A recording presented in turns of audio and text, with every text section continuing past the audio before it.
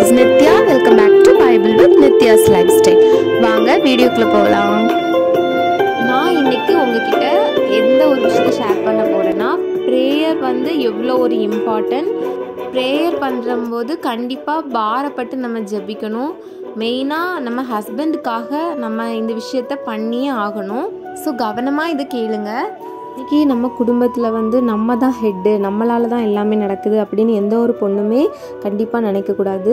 ஏன்னா 1 கொரிந்தியர் 11:3 நீங்கள் ரீட் பண்ணும்போது எந்த ஒரு குடும்பத்தும் ஹெட்னு நம்மளோட ஹஸ்பண்ட் தான் அப்படின்னு சொல்கிறாங்க. அதே போல் அதே 1 கொரிந்தியர் 11:3 வாசிக்கும்போது ஒவ்வொரு கணவனுக்கும் காட் தான் ஹெட்டாக இருக்கணும் அப்படின்னு அந்த இடத்துல நம்ம ரீட் பண்ணுறோம். ஸோ கணவனுக்கு ஹெட்டாக ஒரு ஃப்ரெண்டோ, ஒரு ஆஃபீஸரோ, ஒரு அம்மாவோ, அப்பாவோ, ஃப்ரெண்ட்ஸோ, ஒய்ஃப், அந்த இடத்துல ஒய்ஃப் கூட இருக்கக்கூடாது, மாமா, அத்தை யாருமே இருக்கக்கூடாது. குழந்தைங்க கூட சில ஹஸ்பண்டுக்கு ஒரு ஹெட்டாக இருப்பாங்க, அந்த மாதிரி இருக்கக்கூடாது. ஹெட் தலை, நம்ம ஹஸ்பண்டுக்கு ஹெட் கடவுளாக தான் இருக்கணும். சில ஒய்ஃப் நினைக்கலாம், நம்ம ஹஸ்பண்ட் தான் குடிகாரங்களாக இருக்கிறாங்களே, நம்ம ஹஸ்பண்ட் தான் தப்பான விஷயத்தில் இருக்கிறாங்களே, நம்ம ஹஸ்பண்ட் ஒரு பொறுப்பு இல்லாமல் இருக்கிறாங்களே, ஸோ இவங்களை எப்படி ஹெட்டாக வைக்கிறது, நான் வேலைக்கு போகிறேன், ஸோ நான் தான் எல்லாமே அப்படின்னு கண்டிப்பாக நினைக்கக்கூடாது. ஏன்னா ஒவ்வொரு ஹஸ்பண்டுக்கும் தான் கடவுள் வேர்வை சிந்தி தான் நீ உன் குடும்பத்தை பாதுகாக்கணும் அப்படிங்கக்கூடிய ஒரு சாபமாக ஒரு கட்டளை கொடுத்தாங்க. ஸோ அது இந்த நாட்களில் நிறைவேறப்பட்டுட்டு தான் இருக்குது. இப்போ ஒரு ஆஃபீஸ் வேலையாக இருந்தாலுமே அதுலேயும் எந்த ஒரு ஹஸ்பண்டை பார்த்துக்கோங்க, வேலை சிந்தி தான், வேர்வை சிந்தி தான் அதில் ரன் பண்ணுறாங்க. ஸோ கண்டிப்பாக இப்போ அவங்க பொறுப்பாக இல்லை அப்படின்னா இந்த பாரம் கண்டிப்பாக ஒவ்வொரு பெண்ணுக்குமே இருக்கணும். அவங்க நினைக்கலாம், இவரை திருத்துறது தான் என் கடமையா, எனக்கு லைஃப் அடுத்தது இருக்குது அப்படின்னு சொல்லிட்டு நம்ம கண்டிப்பாக போகவே கூடாது. நம்மளே நம்ம ஏமாற்றிக்கிறோம் அப்படின்னு அர்த்தம். இன்றைக்கி அடுத்தவங்க நமக்கு கொஞ்ச நாள் ஹெல்ப் பண்ணுவாங்க, ஆனால் அவங்க என்றைக்குமே ஹெல்ப் பண்ணிட்டு இருக்க மாட்டாங்க.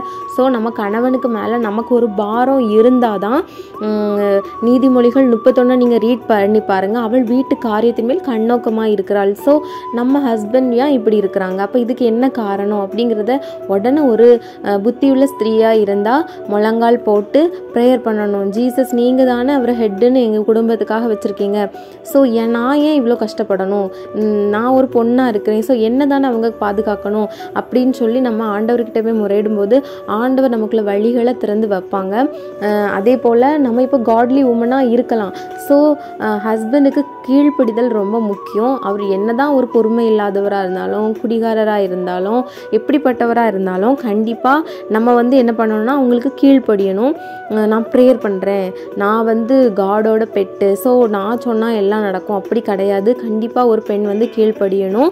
1 பேதுரு நம்ம 1 பேதுரு 3:1 நீங்கள் ரீட் பண்ணி பார்த்தீங்கன்னா தெரியும், அந்தபடி மனைவிகளை உங்கள் சொந்த புருஷருக்கு கீழ்ப்படிந்து இருங்கள் அப்படின்னு கடவுள் சொல்லியிருக்காங்க. ஸோ உங்கள் கற்புள்ள கீழ்ப்படிந்த நடக்கையினால நீங்கள் கணவரை ஆதாயப்படுத்திக்கலாம் அப்படின்னு சொல்லியிருக்காங்க. ஸோ எனக்கு என்ன தோணுதுன்னா, கண்டிப்பாக ஒரு கணவன் ஹெட்டாக இருக்கணும். அந்த கணவன் பொறுப்பு இல்லாமல் இருந்தால் அவனுக்குள்ள பாரத்தை ஒரு மனைவியால் மட்டும்தான் சுமந்து அந்த ரெஸ்பான்சிபிலிட்டியை அவள் எடுத்து, அதாவது அவள் வேலைக்கு போகணும்னு சொல்லலை, ஏன்னா வேலைக்கு போனால் அவளுக்கு டபுள் பாரம் ஆகுது.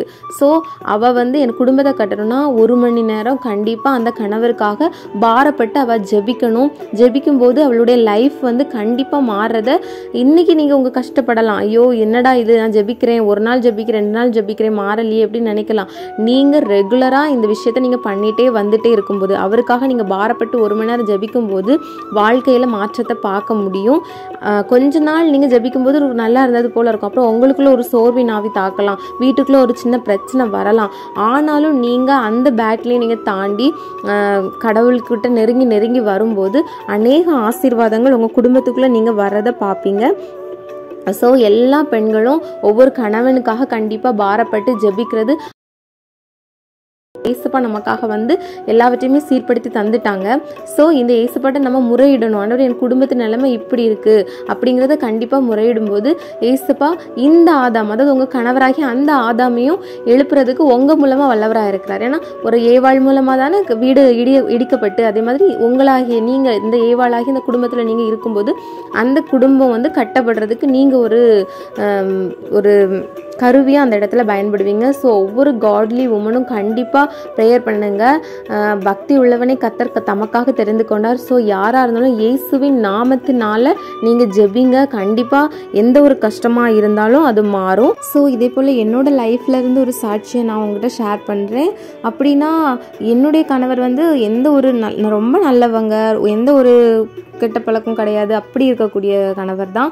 பட் அவங்க வந்து ஆண்டவரை அறியலை. ஸோ என்னோட பாரம் என்னன்னா, ஆண்டவரே எப்படியாவது அவங்க உங்களை அறியணும் ஏசப்பா. ஸோ நான் வந்து அவங்கள வந்து மதத்தை மாற்றுறேன் அப்படின்னு அவங்க எதுவுமே நினைக்கக்கூடாது. ஏன்னா கிறிஸ்டின்ங்கிறது ஒரு மதம் கிடையாது, ஜீசஸ் அப்படின்னு சொல்லிட்டு நான் அவங்களுக்காக பாரப்பட்டேன். ஜீசஸ்னா யாருன்னு அவங்க தெரிஞ்சுக்கணுமே அப்படிங்கிறது அவங்களுக்கு நான் பாரப்பட்டு ஒரு 2020 ஃபுல்லாகவே நான் அவங்களுக்காக ஜெபிக்க ஆரம்பித்தேன். ஆண்டவர் வந்து அந்த 2020 லாஸ்ட் வந்து அவங்கள ஞானஸ்தானம் எடுக்கிறதுக்கு ஆண்டவர் வந்து கிருபை பண்ணினாங்க. ஸோ அதுக்கப்புறமா அவங்க ஆண்டவரை அறிஞ்சுக்கிட்டாங்க. ஸோ நான் இதை வந்துட்டு சாட்சியாக சொல்கிறேன். அதே மாதிரி நம்ம வந்து பாரப்படணும். ஆண்டவரே என்னுடைய கணவர் இப்படி இருக்காங்கன்னு பாரப்படும்போது ஆண்டவர் வந்துட்டு அதில் பெரிய ஒரு வல்லமை, பெரிய ஒரு கிருபை, ஒரு கிரியையை அதில் செய்ய வல்லமை உள்ளவராக இருக்கிறார். ஸோ ஒவ்வொரு ஃப்ரெண்ட்ஸாக இருக்கிற உங்கள்கிட்ட நான் ஜெபிக்கிறேன். ஒவ்வொரு கணவருக்காக நீங்கள் பாரப்பட்டு ஜெபிங்க. உங்களுடைய லைஃப்பை ஆண்டவர் வந்துட்டு இன்னும் மேன்மேல வந்து பிரகாசமடைய செய்வாங்க. இல்லை உங்கள் லைஃப் வேறு, மற்றவங்க லைஃப் வேறு, ஸோ கம்பேர் பண்ணாதீங்க அப்படின்னு சொல்லுவாங்க.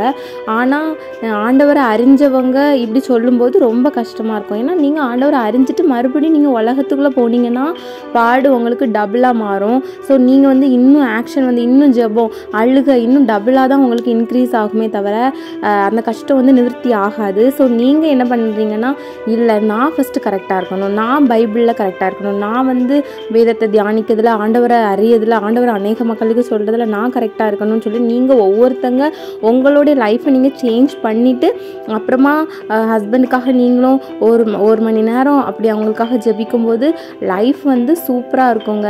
ஸோ ஆண்டவர் ஒரு வார்த்தை சொல்கிறாங்க, கர்த்தருடைய ஆசீர்வாதமே ஐஸ்வர்யத்தை தரும், அதனுடைய அவர் வேதனையை கூட்டார். ஸோ கண்டிப்பாக அவரோட ஆசீர்வாதம் தான் நமக்கு ஐஸ்வர்யத்தை தரணும். உலகத்துக்குள்ளே போயிட்டு திருப்பி அதில் வந்து வெளியே கஷ்டப்பட்டு வந்து அதில் சந்தோஷமாக இருந்தால் அந்த ஆசீர்வாதம் வந்து ஒவ்வொரு நாளும் நமக்கு நரகம், ஒரு வேதனை. ஏன்னா நம்ம மனசுக்குள்ள ஒரு சாட்டிஸ்ஃபேக்ஷனே இருக்காது. ஐயோ என்ன லைஃபு, நம்ம இந்த பணம்லாம் சம்பாதிச்சது என்னத்துக்கு, அந்த மாதிரி நம்ம மனசுக்கு தோணிடும். ஸோ நீங்கள் என்ன பண்ணுங்கள், ஒவ்வொருவரும் நம்ம லைஃப் மாறணும்னா நம்ம சேஞ்ச் ஆகணும், நம்ம ஆண்டவருக்குள்ளே ஈடுபட்டு போயிட்டே இருக்கணும். அப்படின்னா தான் மாறும். உலகத்தை பார்க்காதீங்க, உலகம் நம்மளை இழுக்க தான் செய்யும். அதனால் நீங்கள் அதை வந்து பெரிய விஷயமா எடுத்து உள்ளே போயிடாதீங்க. பைபிளை எப்போவுமே பெரிய விஷயமா எடுங்க. இந்த உலகம் வந்து நிரந்தரம் கிடையாது. ஸோ ஒவ்வொரு ஆத்மாவும் தான் விளையேற பெற்றது அப்படின்னு ஜீசஸ் சொல்கிறாங்க. ஸோ ஒவ்வொரு ஆத்மாக்காக பாரப்படுங்க. இதுதான் நம்மளோட முதல் ஊழியம். நம்ம குடும்பத்துக்குள்ளே ஆண்டவரை எப்படி நம்ம கொண்டு வர்றது தான் நம்மளோட முதல் ஊழியம். ஸோ ஒவ்வொருவரும் ஆண்டவருக்காக பிரயாசப்படுங்க. ஸோ இதில் இப்படி நம்ம இருக்கும்போது கண்டிப்பாக டைவர்ஸ் அப்படிங்கக்கூடிய ஒரு விஷயம் நம்ம குடும்பத்துக்குள்ளே வர்றதுக்கு சான்ஸே இல்லை. என்ன தான் சத்ரு வந்து நம்மளை பிரிக்கிறதுக்கு ட்ரை பண்ணாலும் ஆண்டவர் இணைச்சதை வந்து மனுஷன் பிரிக்க முடியாது. ஸோ ஆண்டவர் வந்து இந்த விஷயங்களெல்லாம் நம்ம ஃபாலோ பண்ணும்போது, உண்மையாக இருக்கும்போது, நம்ம கணவருக்காக நம்ம பாரப்படும்போது ஆண்டவர் இன்னும் நம்மளை வந்து ஆசீர்வாதமாக வைப்பாங்க. ஸோ ஒவ்வொரு காடை அறிஞ்சிட்டு பின்வாங்கி போன ஒவ்வொருத்தவங்களுக்கும் நான் இதை சொல்கிறேன், நீங்கள் ஆண்டவருக்குள்ளே வாங்க. ஆண்டவருக்குள்ளே வந்து பைபிளை நல்லா வந்து நீங்கள் மெடிடேட் பண்ணுங்கள். ஃப்ரீயாக இருக்கிற டைம் பைபிள் படிங்க. அது நம்ம கூட கண்டிப்பாக பேசும். ஒவ்வொருத்தங்களும் ஆண்டவரை அறிஞ்சவங்க ஆண்டவரை பற்றி இன்னும் அநேக மக்களுக்கு சொல்லுங்கள். ஓகே டியர்ஸ், பாய். நெக்ஸ்ட் வீடியோவில் பார்க்கலாம்.